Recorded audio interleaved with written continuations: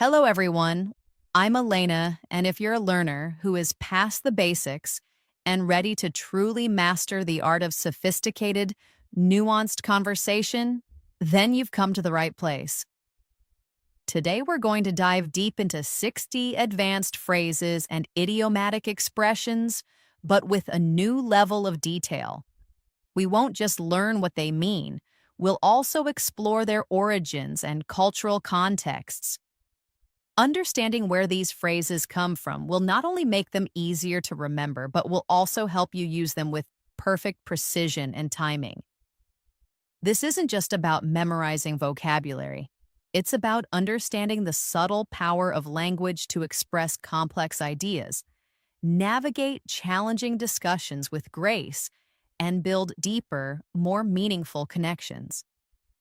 We'll go beyond the obvious and delve into the phrases that native speakers use to sound thoughtful, diplomatic, and genuinely engaged. I'll provide you with real-life, context-rich examples so you can see exactly how to use these phrases with precision. I encourage you to listen to these examples carefully and practice repeating them, paying close attention to the tone and rhythm. So let's get started and transform the way you communicate.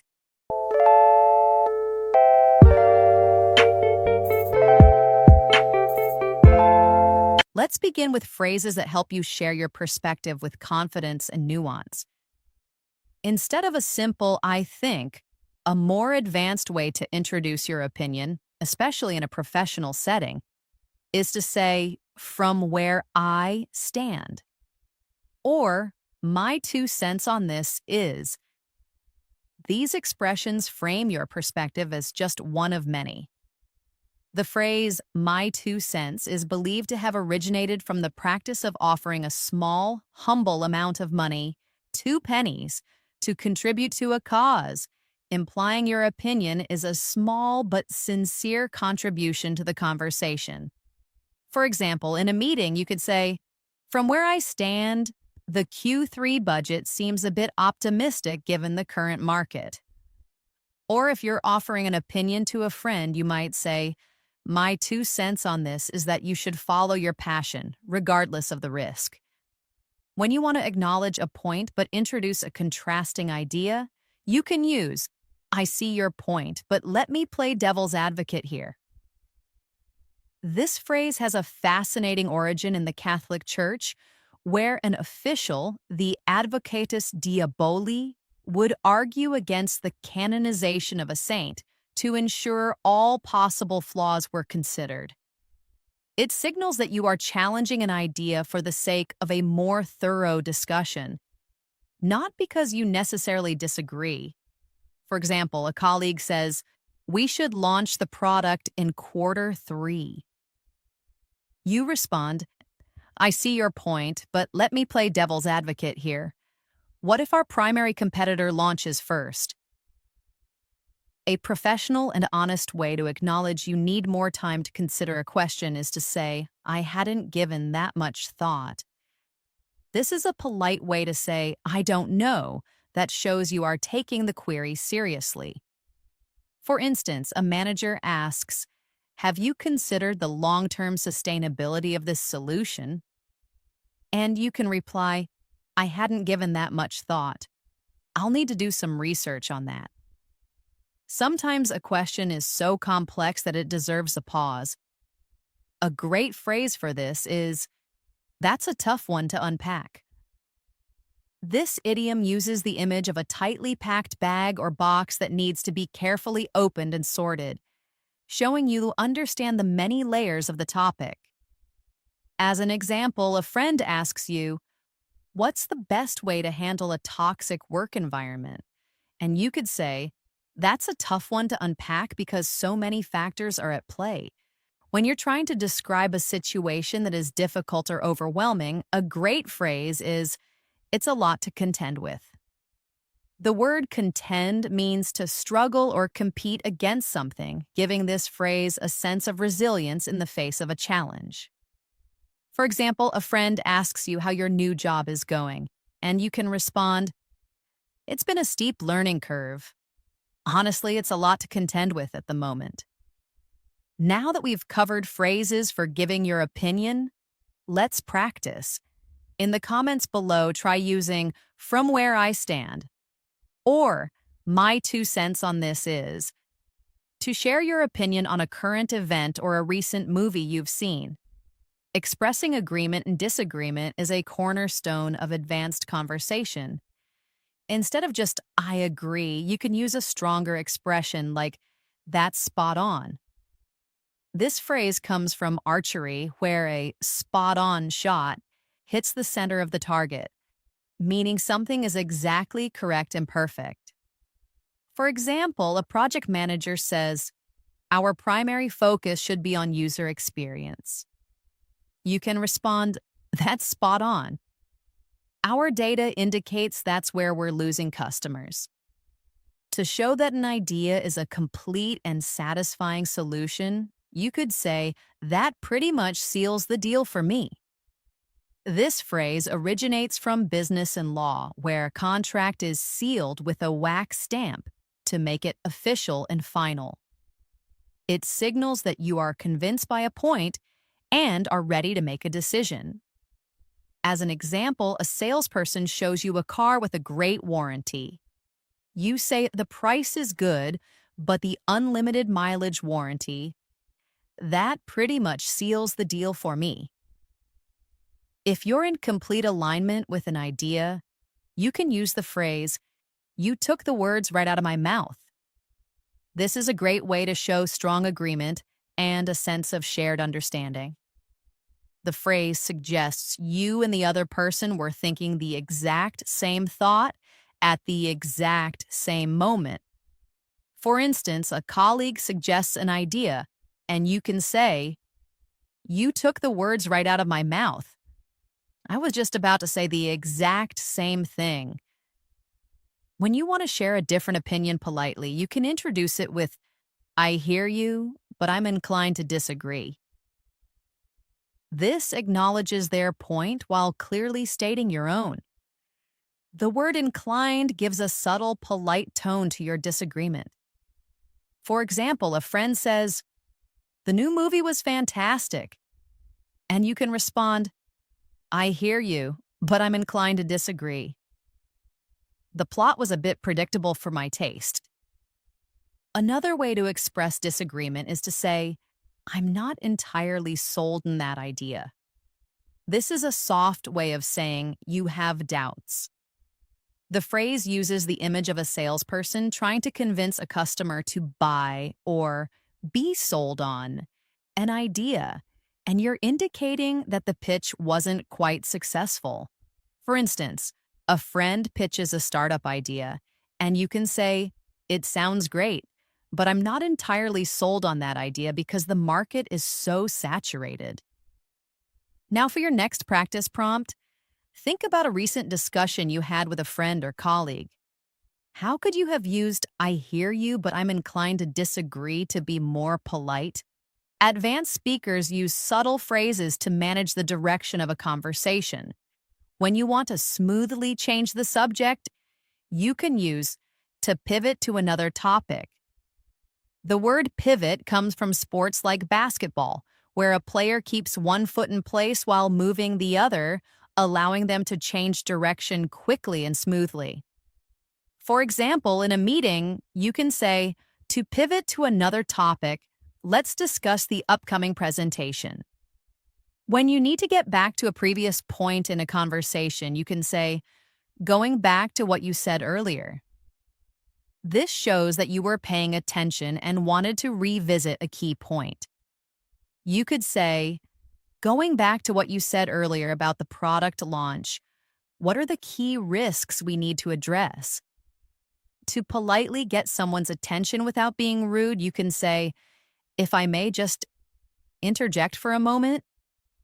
The word "interject" means to interrupt with something said, and using "if I may" makes the phrase very formal and respectful, perfect for a professional or academic setting. Imagine a formal debate and you can say, "If I may just interject for a moment, I think we're missing a key piece of information. Sometimes a question can be so complex that it deserves a pause. You can use the phrase, "That's a loaded question." The phrase has military origins, referring to a loaded gun or cannon that is prepared to be fired. In conversation, it implies the question is loaded with multiple meanings or hidden intentions that could be difficult to answer directly. For example, a colleague asks, "So, what's your take on the office restructure?" And you can respond, "That's a loaded question. There's a lot to consider." When someone asks you for a favor and you want to say yes, a casual and friendly way to do it is to say, "Consider it done." This promises that you will take care of the task and gives a sense of confidence and finality to your agreement. For instance, your friend asks, "Can you pick up a few things for me from the store?" And you can respond with a smile, "Consider it done." Think about a time you needed to politely interrupt someone in a meeting or a conversation. How could you have used, "If I may just interject for a moment," to make your point? Advanced conversation is not just about what you say, but about how you respond to others. To show that you've been listening and that you understand someone's situation, you can use the phrase, "I hear you loud and clear." This phrase comes from radio and telecommunications, where a clear signal is described as being loud and clear. In conversation, it means you've grasped their message fully and without any static or misunderstanding.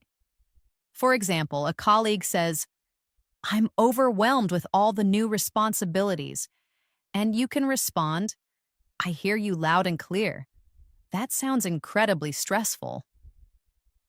If someone is going through a difficult time, you can show your support with, "I'm here for you." This is a simple but powerful phrase that offers comfort. It implies that your time and support are available to them. For example, a colleague is struggling with a personal issue and you can say, "I can't imagine what you're going through, but know that I'm here for you if you need anything." When you are asked how you're doing, instead of saying, "I'm fine," you can give a more honest and descriptive response like, "I'm holding my own." This phrase suggests a difficult battle or struggle where you're managing to stay upright and not be defeated. It means you are managing to get by, but it's not easy. For instance, a friend asks, "How's the new job?" And you can say, "It's a lot of work, but I'm holding my own."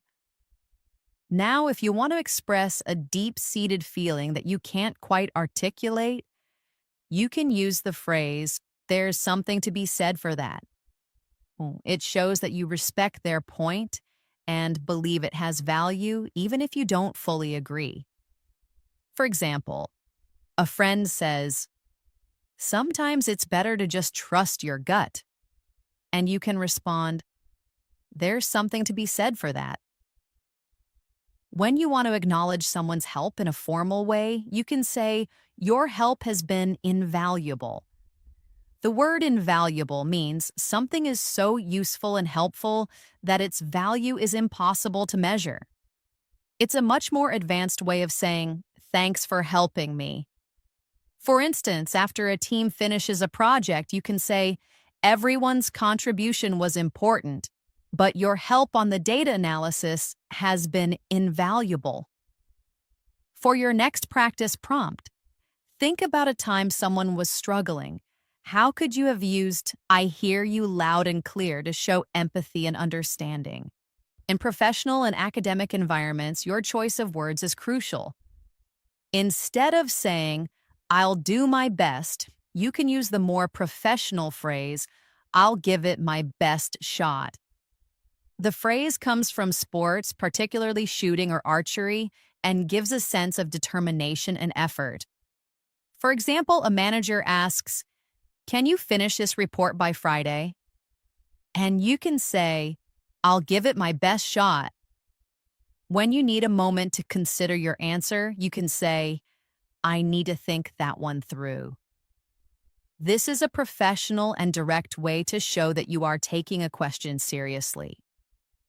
For example, a professor asks you a difficult question, and you can say, I need to think that one through and get back to you with a more detailed answer.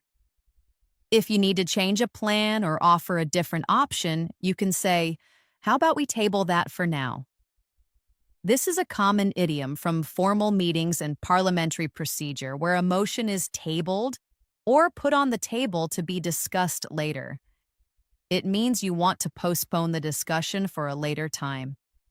For example, in a meeting, you could say, I know we need to discuss the budget, but let's table that for now and focus on the marketing strategy.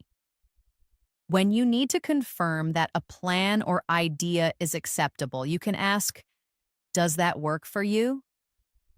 This is a much more professional way of asking, is that okay? It shows that you are being considerate and want to make sure the other person is on board. You can say, we're going to present the project at 2 p.m. Does that work for you? Sometimes you need to acknowledge that a topic is too complex to be discussed at the moment. You can say, that's a discussion for another time. This is a polite way to postpone a difficult conversation. For instance, a colleague brings up a sensitive topic during a busy meeting, and you can say, that's an important point, but given our current agenda, that's a discussion for another time. Consider a time you needed to postpone a conversation in a professional setting. How could you have used, let's table that for now to do so politely? Now let's look at a few more useful phrases. When you agree with a point but with some reservations, you can say, to a certain extent. This is a great way to show a partial agreement. As an example, the author's argument is valid to a certain extent, but it fails to consider the social factors involved. To express that you understand the logic behind an idea, you can say, I can see the merit in that. The word merit means value or worth, so this phrase means you see the good points of an idea. For instance, your boss suggests a new strategy. You can say, I can see the merit in that. The data seems to support a change in direction. If you're in a meeting and everyone agrees, you can say, it looks like we're on the same page. This idiom uses the image of everyone reading the same document or page, signifying that everyone has the same understanding. For example, at the end of a long discussion, you can say, okay, great. It sounds like we're on the same page about the project goals. Another useful professional phrase is let's touch base next week. This phrase comes from baseball, where a runner touches base to be safe. It means to briefly make contact or reconnect with someone. As an example, at the end of a client call, you can say, thanks for the update. Let's touch base next week to see where we're at. When a task needs to be done immediately, you can say, I'll get right on that. The phrase is a direct way to show a sense of urgency and professionalism. For instance, the client needs the report. I'll get right on that. Think about a new idea or project that someone presented to you. In the comments, try using, I can see the merit in that, to give a thoughtful and diplomatic response. Let's continue with phrases that add a touch of professionalism to your everyday conversations. When you want to ask someone's opinion, a more formal way is, what's your take on?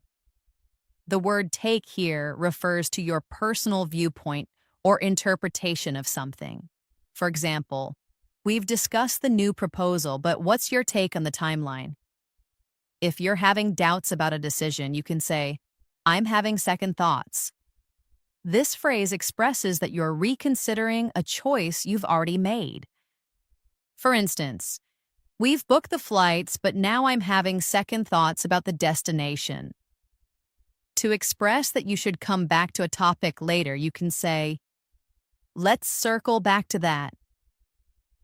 The phrase uses the image of returning to a point in a circular path, suggesting you'll return to the topic later. For example, we're running out of time, so let's circle back to that point in our next meeting. When you want to describe an idea as a positive step, you can say, it's a stepping stone. This phrase uses the image of a stone you can step on to cross a stream, symbolizing a small, necessary step that leads to a bigger and better outcome. For instance, this small victory is just a stepping stone to a bigger achievement. If you can't decide between two options, you can say, I'm on the fence. This phrase paints a clear picture of someone sitting on a fence, unable to decide which side to jump down on. It shows that you are undecided. For example, I can't decide between the two job offers. I'm on the fence. When something seems exaggerated or hard to believe, you can say, that's a bit of a stretch. This phrase uses the image of stretching something so far that it might break, suggesting the claim is an exaggeration. For instance, he said he can finish the whole project in one day. That's a bit of a stretch. Think about a decision you had to make recently. Use the phrase, I am on the fence, to describe a moment of indecision. Advanced English is full of idioms.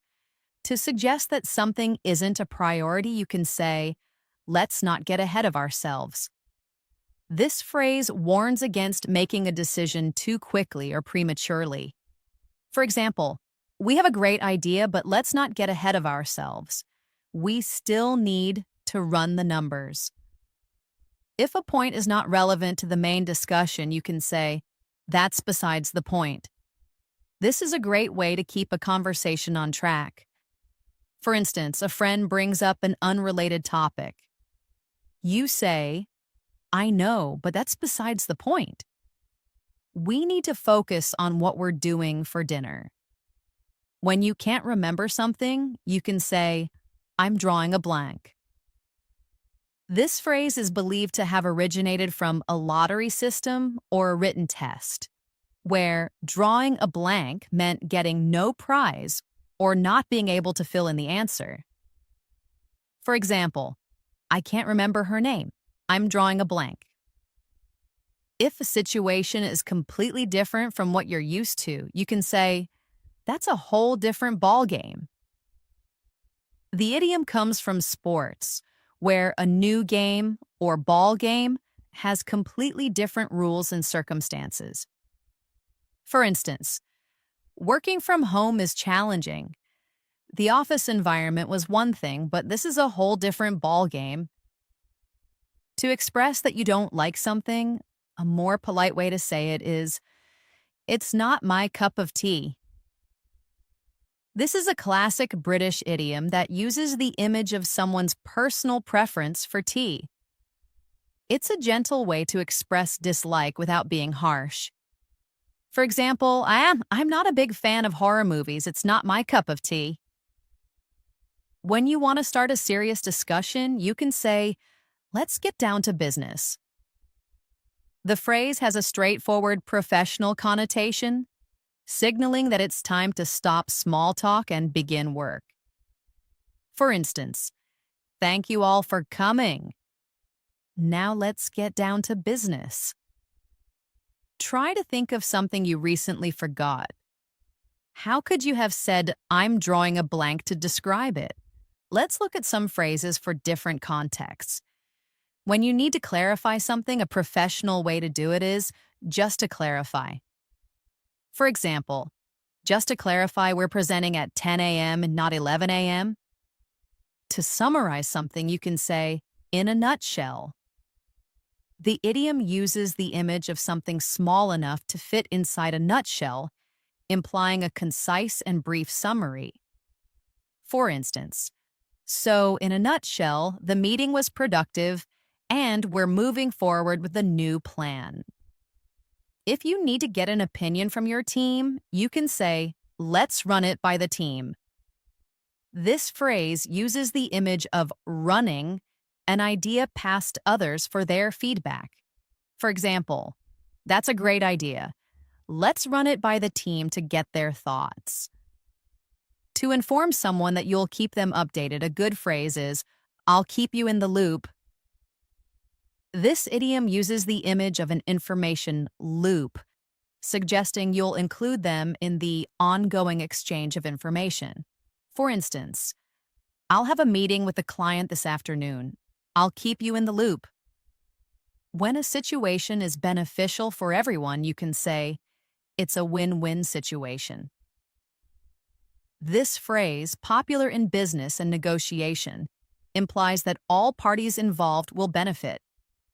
For example, if we work together, we can save time and money.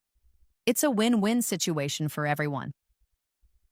If you're very busy, a more professional way to say it is, we've got a lot on our plate. The idiom uses the image of a plate overflowing with food, representing an abundance of tasks. For instance, I can't go to dinner tonight. I've got a lot on my plate. To end a work day, you can say, let's call it a day. The phrase implies that the day's work is finished. For example, it's 5 p.m. and we've been working hard. Let's call it a day. When you want to politely decline an invitation, you can say, I'll take a rain check. This phrase originated from baseball, where a rain check was a ticket given to fans to attend a game at a later date if the original game was canceled due to rain. For instance, thanks for the invite, but I can't make it. I'll take a rain check. If you need time to make a decision, you can say, I'll sleep on it. This phrase uses the idea of sleeping on it to give your mind time to process the information and come to a better decision. For example, I'm not sure if I should buy a new car. I'll sleep on it. When you're not sure about the details of a plan, you can say, let's play it by ear. This idiom comes from music, where a musician plays by ear without sheet music or improvises. It means you'll decide on the details as you go. For instance, we don't have to plan the whole trip now. Let's play it by ear. Now for your final practice prompt in this section. In a nutshell, what is the best advice you've ever received? Let's finish with some final powerful phrases. When you agree with a point that is exactly correct, you can say, you've hit the nail on the head. This phrase comes from carpentry, where a single accurate hit on a nail makes the process much more efficient. It means you've identified the exact problem or point. For example, you've said it perfectly. You've hit the nail on the head. If something is easy to understand, you can say, it's not rocket science. This modern idiom refers to the complexity of rocket science and is used to say that something is simple. For instance, don't worry, it's easy to use this program. It's not rocket science. To summarize a long story, you can say, long story short. This is a very common phrase to get to the main point quickly. For example, so, long story short, we ended up having a great time at the party. To stop a problem before it gets worse, you can say, let's nip it in the bud. The idiom comes from gardening, where you nip or pinch off a small bud to prevent it from growing into a larger, unwanted plant. For instance, I think there's a misunderstanding. Let's nip it in the bud before it becomes a bigger issue. When you find a positive aspect in a difficult situation, you can say, that's a silver lining. This phrase refers to the silver lining of a cloud, symbolizing a positive aspect that can be found even in a negative situation. For example, I lost my job, but that's a silver lining because now I have time to travel. To let someone know you'll contact them later, you can say, I'll be in touch. This is a professional and common phrase to promise a future communication. For instance, thank you for the interview. I'll be in touch in the next few days. When you want to work together to find a solution, you can say, let's put our heads together. This idiom uses the image of two people leaning their heads together to focus on a problem. For example, we need to solve this problem. Let's put our heads together. For our final practice prompt, think about a small misunderstanding you've had. In the comments, tell me how you could have used "let's nip it in the bud" to solve it quickly. So there you have it, 60 powerful phrases to make your English more advanced and effective. Remember, the goal of advanced English is not to sound complicated, but to sound precise. These phrases will help you navigate complex social and professional situations with grace and confidence. Practice these by using them in your conversations, writing them in emails, or simply by repeating them to yourself. The most important thing is to move from passive learning to active application. Try taking one or two of these phrases each week and find a way to use them in a real-life conversation.